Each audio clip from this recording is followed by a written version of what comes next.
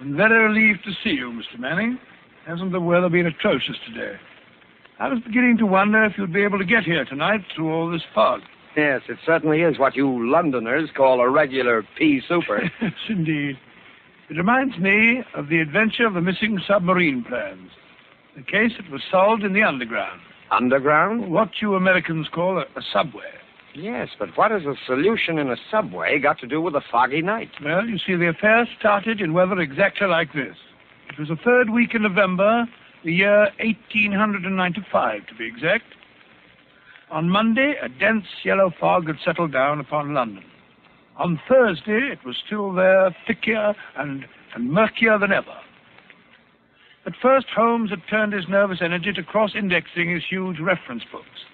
But when, after pushing our breakfast chairs back for the fourth morning, we saw the greasy brown swirl still drifting past the windows, Holmes's patience snapped.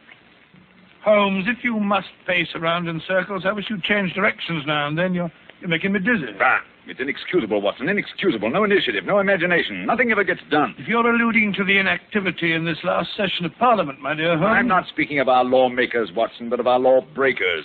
The London criminal is certainly a dull fellow. What makes you say that? Well, look out of the window. Ideal weather for committing a crime. The criminal advances on his intended victim practically unseen. He pounces and disappears into thin air. There have been numerous petty thefts, I believe. Petty thefts, pickpockets, ragamuffins. What's the country coming to? Now, if I were a criminal, Watson... Well, I, for one, would move to America. Oh, hello. Mrs. Hudson's knocking. Excited. What's up, I wonder? Yes, Mrs. Hudson, what is it? Oh, a telegram for me. Yes, sir. Very well, thank you. Oh, well, what's it say? Oh, wait until I open it, can't you? Ah, dear me, what next? Most unusual, Watson, most unusual. What's most unusual, Watson? What's it say? Well, it's from my brother, Mycroft. You remember him.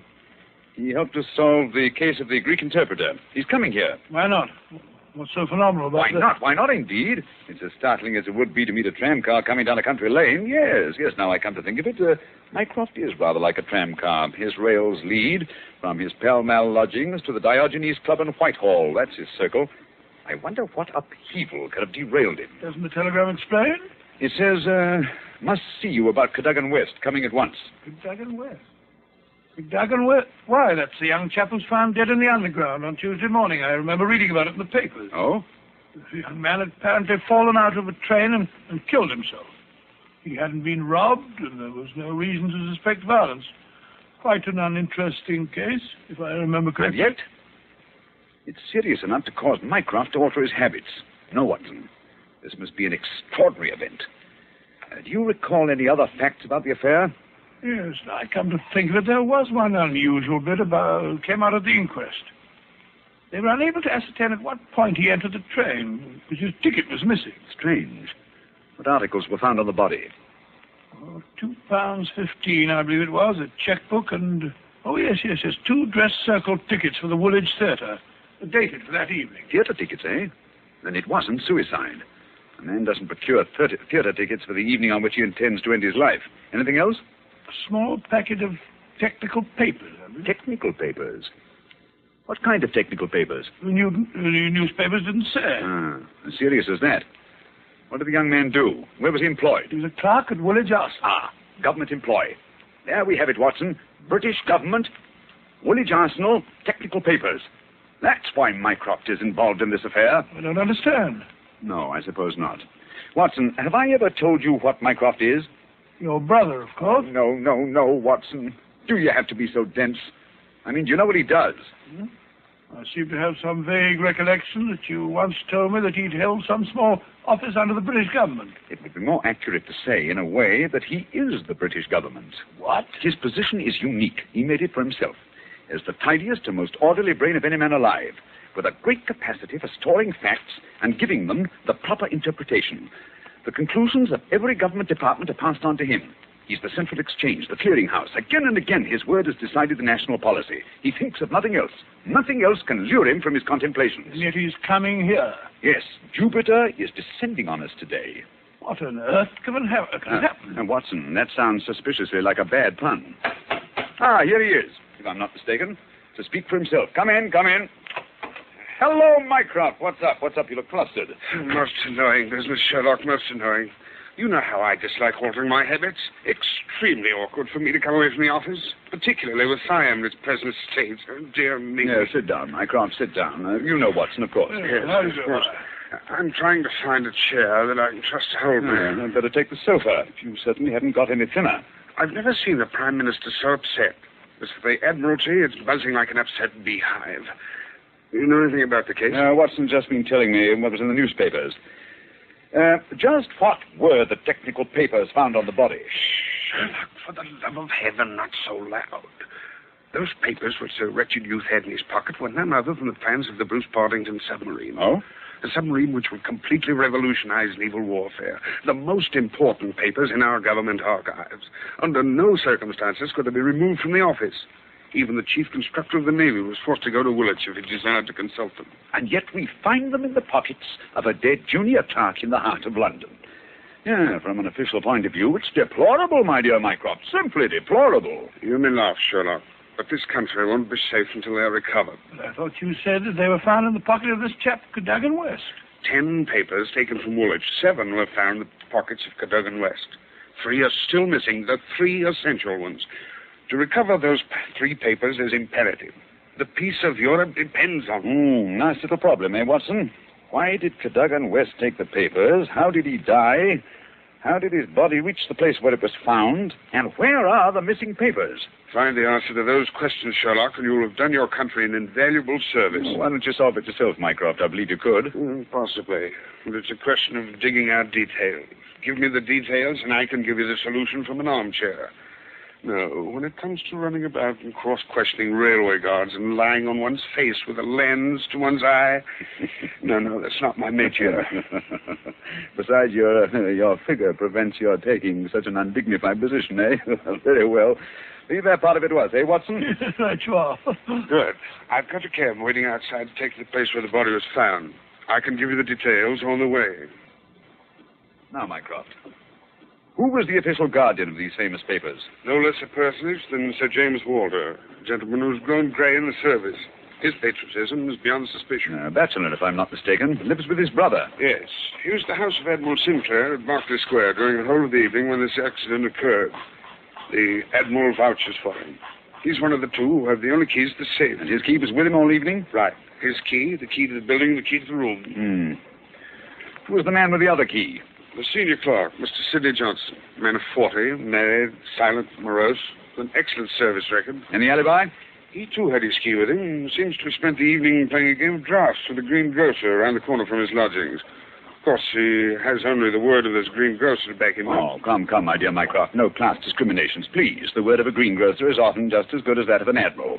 What about Cadogan West? He had a good reputation, a bit hot-headed, but straight and honest. At least, everyone thought so.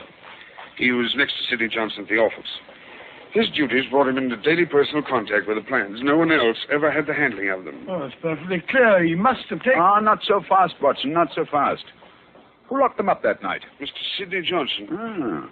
They were of value, commercially, I mean. Oh, yes. There's no doubt that West could have got several thousands for them very easily. And yet, only a small amount of money was found on the body. Perhaps the buyer took it back after he'd murdered West. What puzzles me is, how did West obtain possession of those papers? To do so, he must have had a false key. Several false keys, Sherlock. He had to open the building and the room as well. Oh, well, several false keys then. Let me see. Suppose West did take the papers and went into town. And on the way back to Woolwich, where he is hoping to replace the papers, he's killed and thrown from the train. But the spot where the body was found is considerably past the station for London Bridge, which is the route to Woolwich. That's interesting. Also, if young West did make an appointment with some foreign agent to sell the papers that night, why didn't he keep the evening clear? Why buy 2 theater tickets? Exactly. Furthermore, he actually escorted his fiancée halfway there before he disappeared. Blind. That's what it looks like to me. Why did he take the papers at all? Why not copy them out in the office and sell the copies? He certainly had plenty of opportunity to do so. And why the absence of his underground ticket? Perhaps the ticket would have shown us which station was near the agent's house. So the murderer destroyed it. Good, Watson. Very good. And yet, I wonder. Well, here's the underground station. The railway authorities have sent a man round to show the exact place where the body was found. You won't change your mind and come with us? You're crawling around that black hole on my hands and knees. Not very likely. Well, I shall expect a report on your efforts this evening. Never expect too much, Mycroft. Never expect too much. This way, sir. Step right along the tracks. But it isn't safe. Supposing a train should come shooting round that curve. Oh, that's all right, sir. There won't be another for 5 minutes anyway. Here we are, sir. This is where they found the body. Right here alongside the rails. Lying on its face it was. Spooky old place, eh, Holmes? Like the catacombs, only without the skeletons. Yeah. Anything in his hands when they found him? No, sir. Were they clenched or spread out as if he were protecting himself? No, sir. There was what you might call relaxed. What time did all this happen? Well, sir, the train he was hoisted out of, as near as we can figure, passed along here about midnight on Monday. All the carriages have been examined for signs of violence, I suppose. They didn't find nothing, not even the missing ticket. There was a passenger to Aldgate on the ordinary train. About 11:40 it was. He said he'd heard a heavy thud, like something striking the line, just before the train reached this station. But it was so foggy, he said he was blessed if he could see what it was. Holmes, what's the matter? What are you staring at? The curve, Watson. What of it? The rails. What of it? What do you mean? I suppose there aren't many curves as abrupt as this. No, sir, I can't say as there is. What have curves got to do with it? Oh, an indication, Watson, merely an indication. Unique. Perfectly unique. And yet, why not? I don't see any indications of bleeding on the line. No, sir, there wasn't any to speak of. But I understand there was a considerable wound. The bone was crushed right enough. Holmes, you hear that? It's a train. It's coming this way. Run, sir. Run for your life. Yes, yes, but where? Up ahead. There's a place where the train switches off. Run, Watson, run. It's just around the curve. We'll never make it. Yes, we will. Faster, faster. There's the switch up ahead. Come on. Here comes the train now. We'll make it. Justin, Watson, for the love of heaven. You're on the wrong track. Well, that was a narrow escape, Holmes. I must say my knees are still shaking. Look at the shoulder of my coat where you pulled it there. Lucky thing for you that I did. Where are we off to now in this fog? Yes, it's a nice afternoon. Suppose we pay a few calls. I think Sir James Walter claims our first attention. After that, we might drop in on Miss Westbury. Miss Westbury? Who's she? She is Cadogan West's fiancée and the last person to see him alive. Holmes, we seem to be going around in circles. We've accomplished absolutely nothing so far except to get ourselves nearly annihilated in the underground. After all, it's perfectly obvious that the young man had a quarrel with someone, in all probability the agent, to whom he sold the papers, and got himself thrown out of the railway carriage for his pain. I disagree with you, my dear Watson. His body fell from the roof of the carriage where it had been placed. Cadogan West met his death elsewhere. The roof of the train? Consider the facts, Watson. A, the curve in the tracks. The body is found at a spot where the train pitches and sways as it comes around the points. B, there's no ticket. C, there were no signs of bleeding on the line because the body had bled elsewhere. Of course. Everything fits together, but where was the body placed on the train? I think I can make a fair guess of that, my dear Watson. Here we are. This is the famous official villa of Sir James Walter. And that, if I'm not mistaken, is his brother, Colonel Valentine, just coming out of the house. What's the matter with the man? He looks positively haunted. Oh, pardon me, Colonel Valentine, but can you tell me if Sir James is at home? Sir James, sir? Sir James is dead. Good heavens, dead? He died this morning. It's terrible. Terrible. How did he die? Oh, it's this horrible scandal.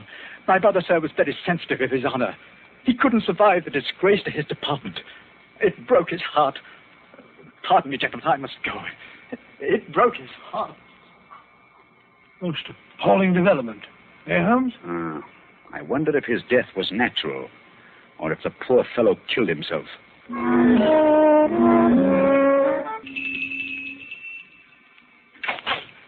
Yes? Will you tell Miss Westbury that Mr. Sherlock Holmes would like to see her? Oh, please come in, gentlemen. I'm Violet Westbury, Mr. Holmes. I've been expecting you ever since I heard you had taken the case. Please be seated. Well, thank you. Oh, Mr. Holmes, we must save his good name. He couldn't have done it. Cadogan was the most chivalrous, patriotic gentleman on earth. He couldn't have done it. He would have cut his right hand off rather than sell a state secret. But the facts, my dear Miss Westbury. I admit I can't explain them. Was he in need of money? No, Mr. Holmes. His needs were simple and his salary very good.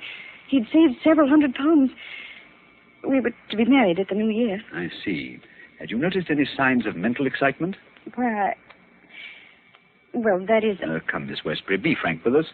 Yes, Mr. Holmes. That night, I had a feeling that there was something on his mind. Mm-hmm. Tell us about it, will you? We were on the way to the theater. It was a foggy night, you remember? We were walking slowly. Our way took us close to his office. Cadogan seemed thoughtful and worried. Darling, what's the matter? You haven't said a word for the last 5 minutes. Have I said or done something? Of course not, silly. It's just that I've got something on my mind. Oh, why not tell me about it? Perhaps I can help. It's no use, Vi. It's too serious for me to talk about, even to you. You know, sometimes, Caddy, I feel just the least little bit jealous of that old job of yours when you're cooped up in that building all day. Oh, no, you're not going to be jealous of a building. Well, not really.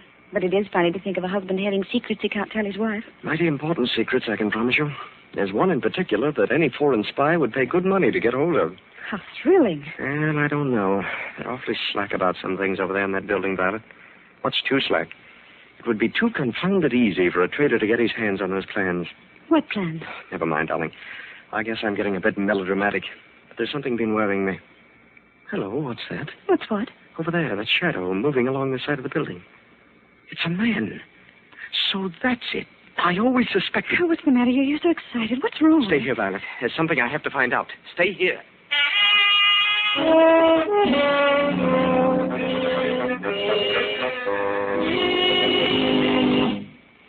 I waited and waited, but he never returned. Oh, Mr. Holmes, if you could only save his honor, it meant so much to him. We shall do our best, Miss Westbury. This shadow, this man moving along the building. Did you see it too? I think I did, Mr. Holmes. But the night was so foggy, I can't be sure. But there must have been a man. Another man. It couldn't have been Cadogan. Surely character goes for something. Let us hope so. Come along, Watson. We must return home. I'm expecting an answer to some telegrams I sent Mycroft earlier this afternoon. We've done enough for one day.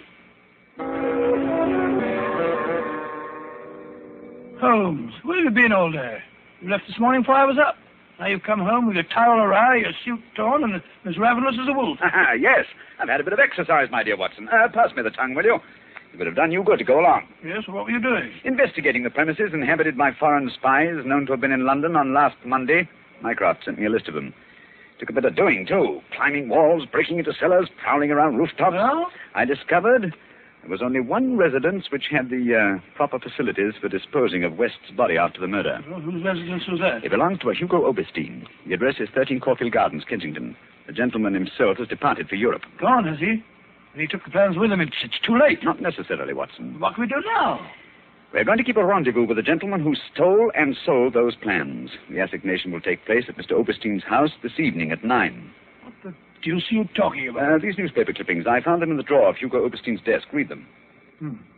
The Daily Telegraph agony column. The first one says, too complex for description, must have full report, terms agreed to, payable when goods delivered. Signed, Piero. Piero, indeed. Sounds like a Mardi Gras. Now, read on, Watson, read on. Second goes, matter presses, must withdraw offer unless contract completed.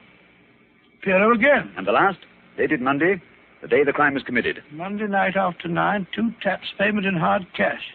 I say, do you think it was a submarine that the plans that he was buying? I'm almost positive. And Piero was Oberstein himself. But we'll find out for certain this evening. I've invited the gentleman who sold the papers to meet us. How? I don't understand. Instead of this advertisement in today's Daily Telegraph. Tonight, same hour, same place, 2 taps, vitally important. Your own safety at stake. Signed, Piero, as usual. By George, if he answers that, we've got him. Unless we're too late. Come along, Watson. There's no time to lose. You can take this package for a change. I've been carrying it around all day. What's in it? Oh, just a jemmy, a dark lantern, a chisel, and a revolver. Nice equipment for a respectable citizen to be carrying about the streets of London, I must say. Yeah, you know, Watson, there are times when I suspect we aren't quite respectable. Here we are. This is Caulfield Gardens. Thank heavens, it's so foggy. I shouldn't like to be caught in the act of housebreaking. Yeah. Over this wall, Watson. There's a window we can easily pry open in the back. Scale that wall? Oh, come on, hurry up. There's no time to lose. Here. I'll give you a boost. Come on, up you. That's it. Look out, here I come. I must say, Holmes, you're as agile as a cat. It's uncanny. This is the window. Light the lantern and give me the jemmy. 1, 2.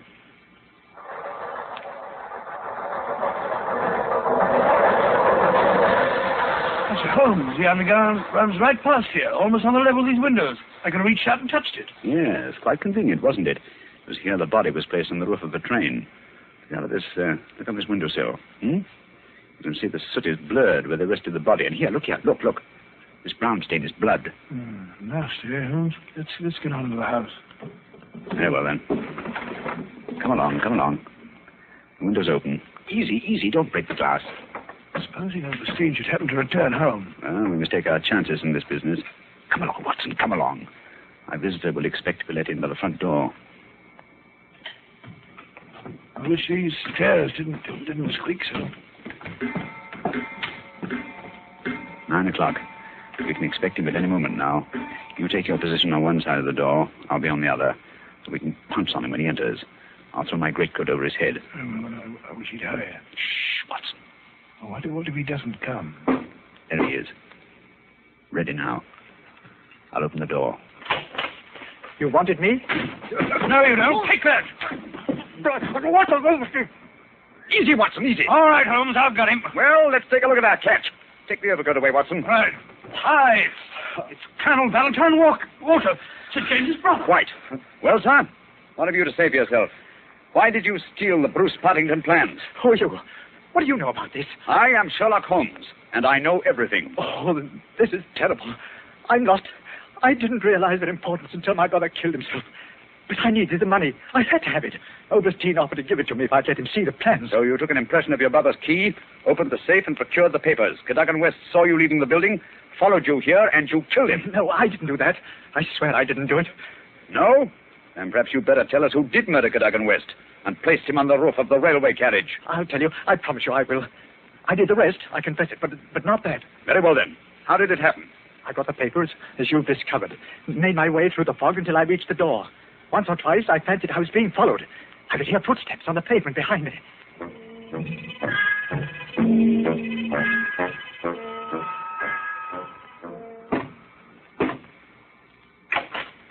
Colonel Walter? Yes? You have the papers? Yes. Let me in, quick. I think someone's been following me. Yes, it's me. You can't do this, Valentine. It's treason. All right, you hear? No, you can't sell the papers, Valentine. I won't let you. They should see. Look out, West. Take that. Oh. How do you like that, my impetuous young friend?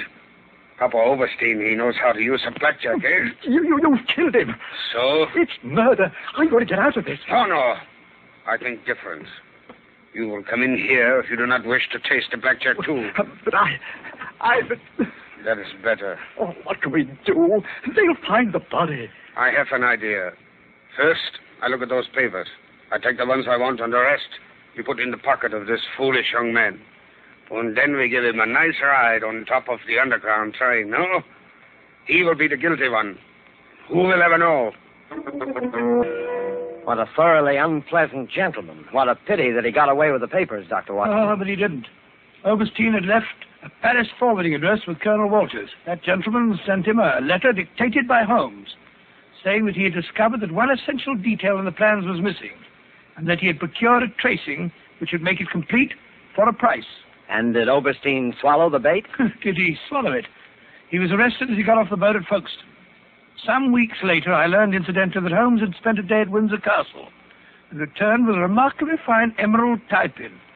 When I asked him where he got it, he answered it was just a small present from a certain gracious little old lady for whom he'd been able to do a small favor. Yes, and I think I can guess the lady's august name. Elementary, my dear Mr. Manning, elementary. I see.